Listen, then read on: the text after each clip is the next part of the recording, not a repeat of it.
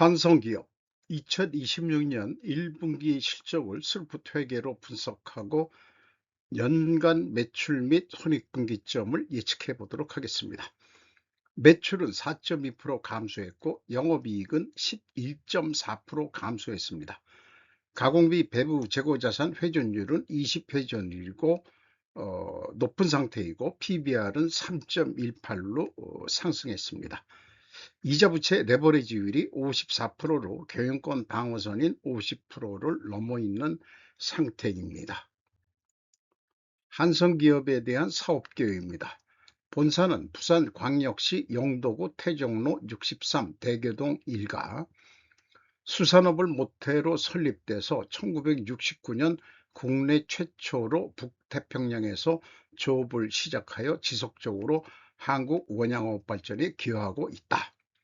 1972년 울산 냉동식품 공장을 준공했다.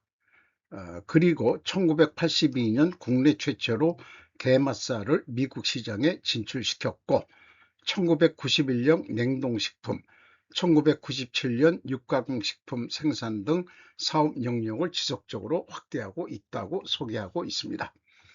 주요 생산 품목은 어육 연제품인 한성 게맛살과 크래미, 이게좋아, 몬스터 크랩, 크래미 치즈볼, 맛있는 국탕용 어묵, 냉동식품인 프리미엄 해물 경단, 육가공식품인 캠프렌즈 고미트 마늘햄, 그리고 한성 젓갈과 한 끼에 속초식 명태 초무침은 당사를 대표하는 브랜드라고 소개하고 있습니다.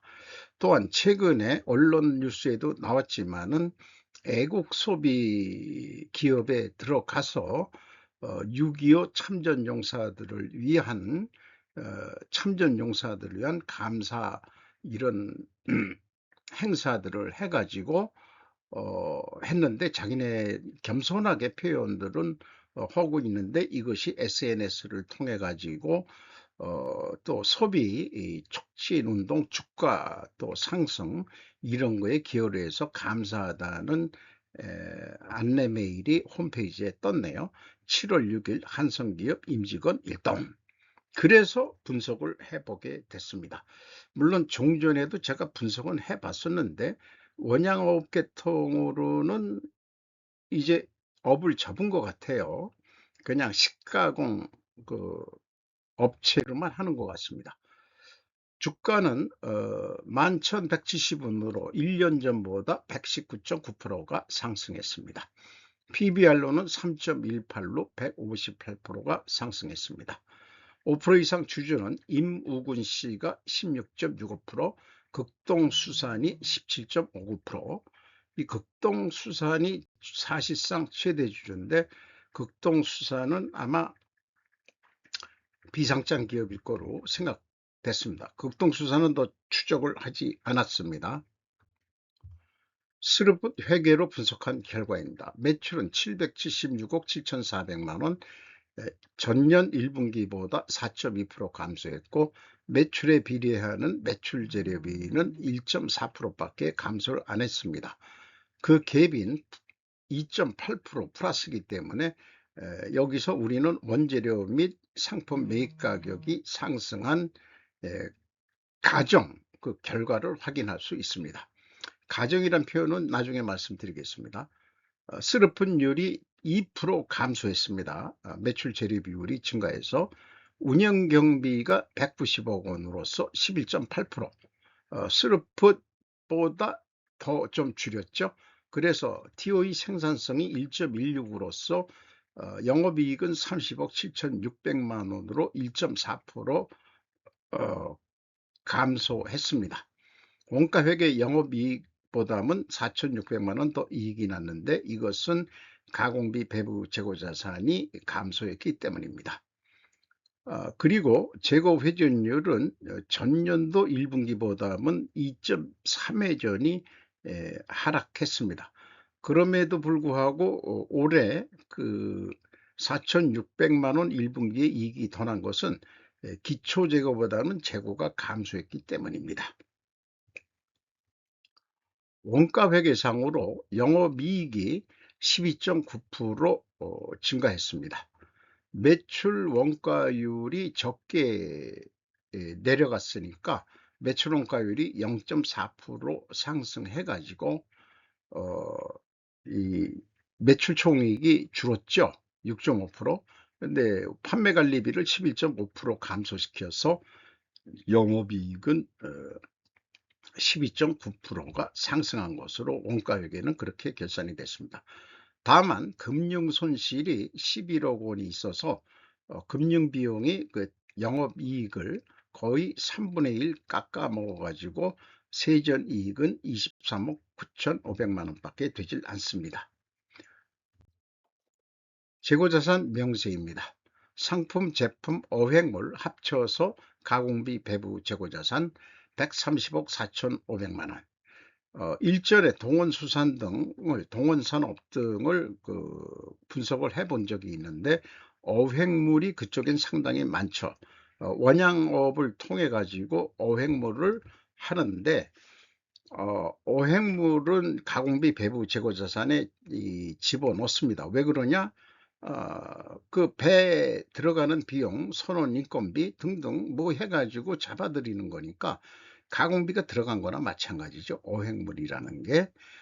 그래서 특수하게 수산업은 어획물이 가공비, 배부, 재고자산이 되겠습니다. 그런데 2026년도에 와서 전년도 1분기에도 마찬가지로 거의 1년 전에 어획물 재고는 없어졌습니다.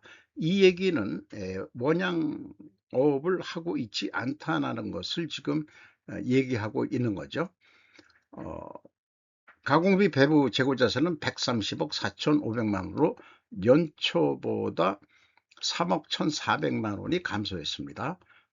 그리고 연간으로는 13억 6,800만 원이 감소했는데 이 별도로 2025년도 분을 제가 뽑은 것은 뒤에 얘기하는 비성분 주성 내용이 비공시했기 때문에 가공비를 가정하기 위해서 이 재고 증감을 추적하기 위해서 그랬습니다. 매출이 4%가 감소했는데 가공비 배부 재고 자산율이 2% 줄었다. 나름 줄였다는 데서는 바람직한 그런 결과가 되겠습니다. 비용의 성격적 분류 내용은 공시를 안 해가지고 전년도 연간 가공 비율을 감안해 가지고 15%로 가정을 했습니다. 왜냐? 원재료 가격이 상승한 것으로 확인했기 때문에 가공 비율은 상대적으로 내려갔다고 그렇게 해석을 해서 가공 비율이 상승했다라고 이렇게 가정을 해본 겁니다. 그래서 총 제조 비용 요거는 있는 데이터 가지고 뽑아낼 수 있습니다. 여기에서 가공 비율을 곱하면 가공비가 나오고 가공비와 판매 관리비를 더하면은 운영 경비가 되고 전체 영업 비용에서 운영 경비를 뺀 게 매출원가 재료비가 되겠죠. 이 매출원가 재료비에서 저는 분석을 위해서 재고자산 변동을 가공비, 배부 재고자산 WCI로 적용했을 때 원재료의 사용 및 상품 매입액이 552억 6,900만 원으로 역으로 산출되게 되어 있습니다. 그리고 별도로 확인해 본 바에 의하면은 한성기업의 재고자산의 변동범위 기준은 전체 재고에서 미착분만 뺀 걸 기준으로 가져가고 있습니다. 그래서 2025년도 재고자산 증감 전체이기 때문에 비교를 해봤는데 재고자산 명세서에 의해서는 32억 5,700만 원이 줄었죠. 그럼 비성분의 39억 2,200만 원 플러스로 표현이 됐는데 6억 6,500만 원 차이가 있습니다. 이것이 미착품의 증감이라서 재고자산의 변동 범위가 전체 재고자산에서 미착분만 뺀 그걸 기준으로 가져가고 있습니다. 한성기업의 재고자산의 변동범위 기준은 미착분만 제외한 전체 재고자산인데 왜 WCI로 표준화하지 못할까? 우리 국내 기업들은 모든 게 회계라는 게 표준화되어 있는 거라고 생각을 하고 있습니다만은 제조 원가 분야에 대해서는 아직도 표준화된 게가 없습니다. 이게 현실입니다. 그리고 제가 재고자산 명세를 흐름 공시를 안 하니까 재고자산 입출 교차 검증을 도전을 해 봤는데 WCAI는 쉽게 검증이 됩니다. 왜냐면은 입고 금액이 바로 총 제조 비용이죠. 그리고 거기고 또 매출 원가가 그 입출고 비용이 되겠죠. 그러면은 이거를 풀이해 가지고 역산하면 검증이 기말재고하고 똑같이 나옵니다. 문제는 이 중에서 상품과 제품이 어떻게 섞여 있는지 이 노란 표시한 것은 오히려 이거 검게 블랙박스 같은 얘기가 되겠습니다. 원재료도 요거는 이 비성분에 나와 있는 역산해 가지고 제가 풀이해낸 거죠. 이것도 가정을 해서. 그래서 요 경우에는 이제 맞아떨어지는 거로 돼 있습니다. 어쨌든 스루프 손익으로 한다면은 이런 WCI 상품 제품 이런 거는 할 것도 없고 스루풋은 원재료의 가공비를 배부하지 않는 손익계산이니까 원재료만 확인하면 됩니다. 그렇게 스루풋 회계에는 간편하고 쉬운 길이 있습니다. 원가 회계하고 영업이익 차이 4,600만 원은 가공비 배부재산 감소액에서 가공비율을 곱하면은 검증이 되겠습니다. 인건비 383억 9,200만 원, 전년도 1분기보다 0.5% 줄었습니다. 그리고 인원수는 94명, 700명이었다면은 10% 이상 감원을 시킨 거죠. 장사가 안 되니까. 또 원양업도 관뒀단 말이죠. 그러니까 줄였어요. 대신 상대적으로 연봉은 6,380만 원으로 15.1%가 상승할 것으로 보입니다. 제가 별도로 하도 우리나라 노조가 강성노조라서 뭐 한성 같은 경우에는 노조가 있는지 없는지 모르겠습니다만은 노동 생산성 떨어졌음에도 불구하고 스루풋 기준으로는 11.2% 올려준 꼴입니다.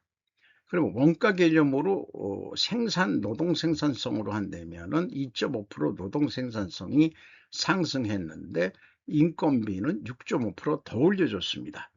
이렇게 되면은 직원들은 끽소리 하는 거 조용히 침묵하면서 감사합니다 이런 마음을 가지고 열심히 일해야 되겠습니다만은 아쉽게도 이 한성기업의 임금 수준은 중소기업, 중견기업은 한 7, 8천 줘야 될 것 같은데 중소기업 수준보다는 그 약간 높은 수준으로 임금 수준이 되어 있네요. 어쨌든 저는 스루풋 노동 생산성과 스루풋 노동 분배율로 비교를 하는 게 맞다. 왜냐? 팔지 못할 생산은 기준일 수 없다.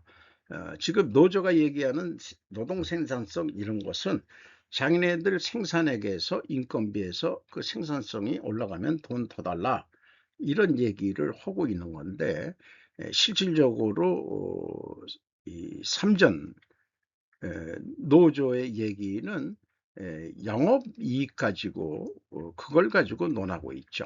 물론 그것이 이제 원가 매출이익하고 관련이 된 겁니다만은 어쨌든 협상을 할 때는 스루풋으로 기준을 가지고 하는 것이 바람직하겠다 하는 것을 이 한성기업 이 대목에서 제가 좀 비교표를 따로 이렇게 만들어 봤습니다. 경영평가 지표로서 재고 회전율 떨어질 거고요. 스루풋율은 2%가 또 떨어질 것 같습니다. 어쨌든 순방향이면은 투명하게 가정을 세웁니다. 그리고 영업구매 평가 지표로 매출채권 수금 속도 1.6회전, 매입 채무 지급 속도 1.6회전, 아주 바람직한 자금 관리를 하고 있습니다. 이자 현금 버퍼율은 12.1%로 넉넉치는 않습니다. 듀퐁 ROE 자본회수율 15.5%로 1.8% 상승했습니다. 하락했습니다. 앞서 얘기한 대로 다 하락했기 때문에 투명하게 가정을 하는데 이걸 입증하려면은 원재료 가격이 상승해야 되고 판매 가격이 인하돼야 됩니다. 원재료 가격이 상승했냐? 아, 단순 평균으로 11.6% 상승했고 가중 평균으로 6.8% 상승했습니다. 88.7% 범위 내에서 그렇습니다. 제품 가격은 가중 평균하기가 어려웠고 3.6% 상승했습니다. 그래서 다시 한번 정리하면은 투명 회계 입증을 하려면은 원재료 가격이 상승하고 판매 가격이 하락해야 되는데 원재료 가격 상승 확인이 됐고 판매 가격 상승입니다. 그러면 아니지 않느냐? 그런데 원재료 가격이 6.8%로서 가격 상승 압박률은 5.5%인데 3.6%뿐이 판매 출고 가격을 못 올렸다. 그러면은 상대적으로 하락했다. 이렇게 인식이 되므로 입증 간주로 간주하겠습니다. 한성이 이자부채 레버리지율이 54%입니다.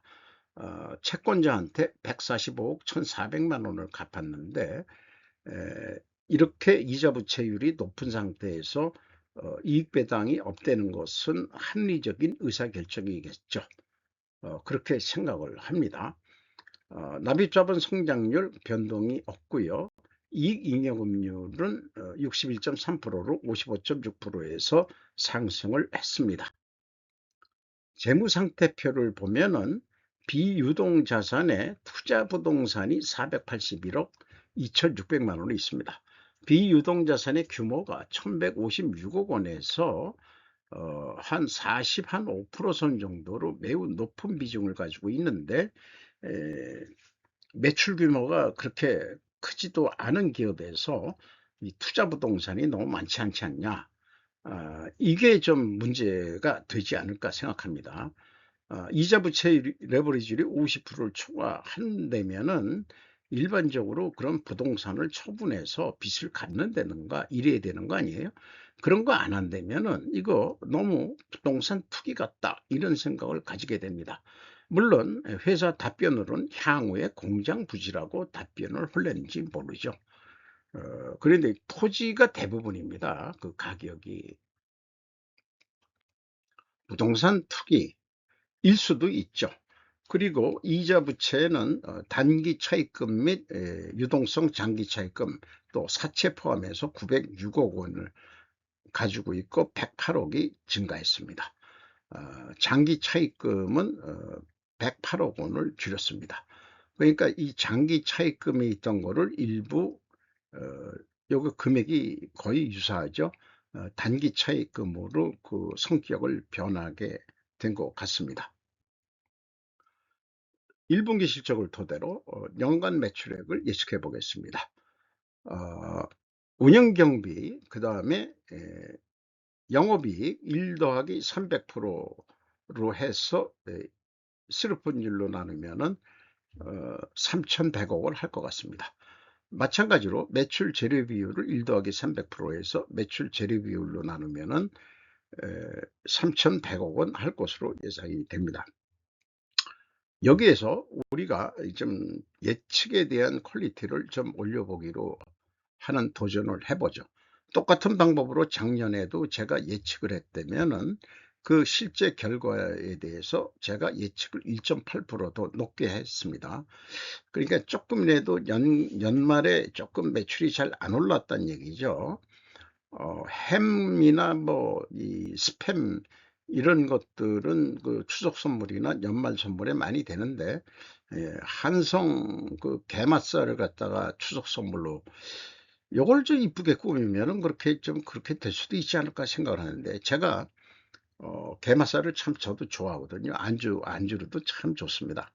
뭐 별도로 그 사 가지고 와서 그다음에 뭐 요리나 뭐 이런 거 안 해도 물론 이제 프라이팬에 약간 튀겨 먹으면 더 맛있을 수 있을지 모르지만은 그냥 생으로도 맛있습니다. 그래서 저는 게맛살을 좀 좋아하는 편인데 좀 한성 거는 약간 좀 비싼 게 좀 문제인 것 같습니다만 어쨌든 그렇습니다. 그런데 전년도 손익분기점은 10.5월에 도달합니다. 올해는 10.3월에 도달할 것입니다. 그게 9월 말쯤이면은 참 제조업이라는 게 손익분기점이 10월 중순경이나 돼서 온다면은 나머지 2달 반 판 거 가지고 이익을 내야 되는 거거든요.